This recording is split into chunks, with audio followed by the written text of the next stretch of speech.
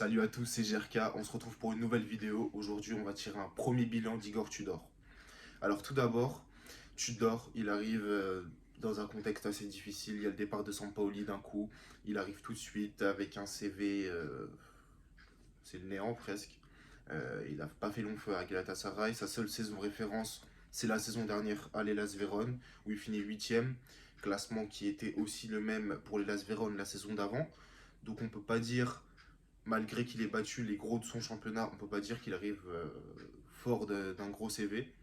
Mais il arrive tout de même avec son système, son identité de jeu, qu'on va voir qui s'accroche tout au long du début de saison. Les matchs de préparation se passent très mal. Première au Vélodrome en championnat, il se fait siffler. Je ne cautionne pas non plus, malgré que même moi j'étais vraiment un peu contre lui parce que je comprenais pas. Malgré qu'on soit dans une mauvaise passe à l'OM depuis un long moment, on a toujours eu au moins des coachs avec une certaine renommée, Villas-Boas, Sampaoli, même Rudy Garcia, qui avait gagné le championnat avec Lille et qui avait fait un très bon boulot au début avec l'AS Roma. Donc voilà, il a commencé difficile, mais après il a enchaîné les victoires, arrivé en Ligue des Champions, où il arrive à nous permettre de montrer un assez beau visage, malgré qu'on soit éliminé. On ne peut pas mettre non plus l'élimination sur son dos. Euh, Après le match de Tottenham, il y avait quand même des doutes, parce que même moi, je suis pas d'accord avec son double pivot. Son coaching, à part sur le match d'hier contre Monaco, c'est un coaching, on a beaucoup de mal. Les remplacements, il y en a très peu. Il remet tout le temps presque le même 11. Les changements, ils se font très tard. Payet qui rentre que 10 minutes, Payet qui rentre pas contre Tottenham, etc. etc. C'est vrai que c'est dur parce que du coup, ça ne te permet pas de concerner tous tes joueurs. Tu as ton équipe titulaire et tes remplaçants, t'as pas un groupe. Et ce qui est bien aussi, c'est d'avoir un groupe de concerner tous tes joueurs. Comme ça, quand tu as besoin de l'un, et bah quand t'as pas l'un, et bah il y a l'autre qui peut remplacer. Donc finalement, après on arrive aux deux matchs coup près contre Lyon et Monaco. Lyon, ils n'ont pas le niveau de jouer le podium ces derniers temps. Donc on peut pas non plus, même si ça nous a permis de regagner en confiance après le match contre Tottenham, parce qu'on sait que c'est un rival historique, mais on ne peut pas se conforter là-dessus.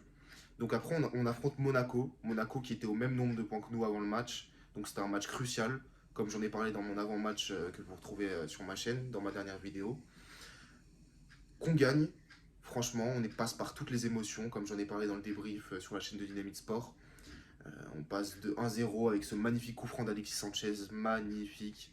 Avec ce penalty un peu, bon, on peut en discuter parce que c'est vrai que Balerdi fait le con, mais la faute elle est un peu limite. Mais pour moi, il y a penalty, même s'il est discutable. Balerdi, je l'ai encensé même dans ma dernière vidéo. Je trouve que ça fait plusieurs matchs qu'il commence à monter en puissance, mais j'ai l'impression à chaque fois qu'il monte en puissance, il s'aborde lui-même. Il veut pas qu'on l'aime. C'est terrible. Mais du coup, on gagne ce match avec la blessure d'Harit. Franchement, je lui souhaite tout mon soutien. Encore bon rétablissement. Euh, Derrière, on prend ce but de Monaco sur une erreur pour moi de Rongier et Balerdi, euh, qui nous met à 2-1.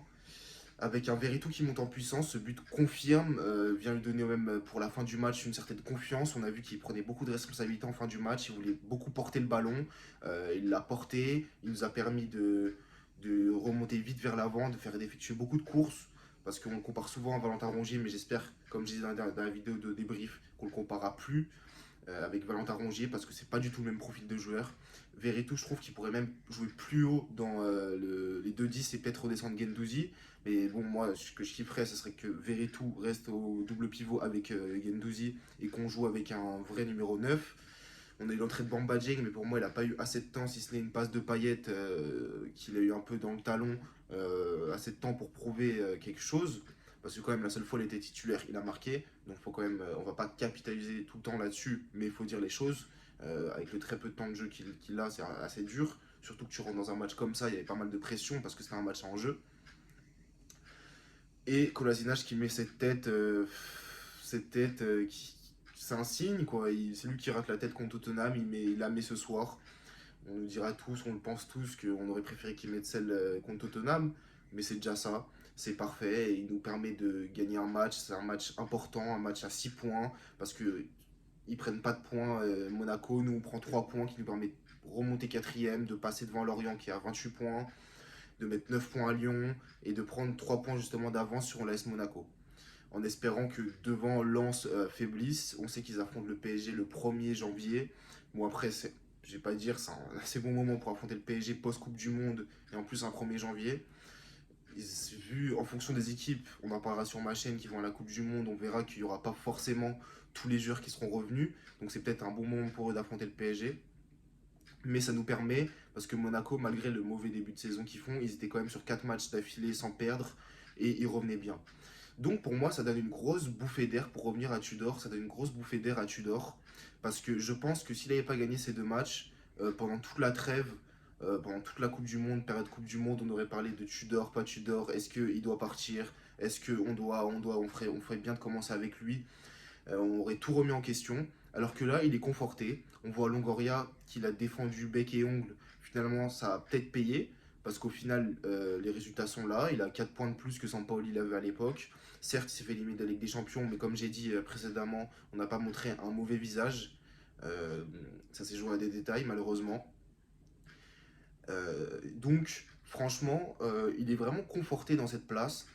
Il y a une nouvelle entre guillemets saison qui va débuter après la Coupe du Monde pour moi parce qu'il y aurait toute une nouvelle préparation en espérant que Payet y revienne mieux en forme.